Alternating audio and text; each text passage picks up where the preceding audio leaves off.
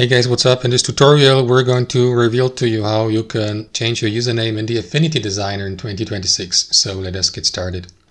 So let's launch the Affinity Designer, and for this method you will also need to be logged into your Canva account because Affinity in 2026 is connected with Canva.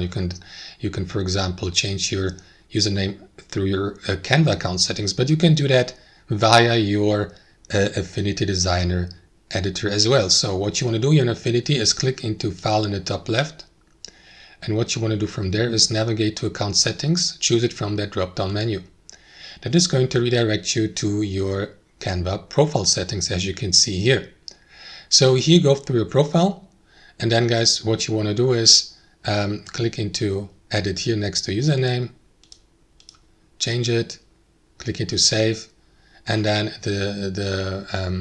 your username will be applied to your Affinity Designer. Here in the top left you will see your current username, and from there you can navigate to your account settings on Canva as well from the preset page here.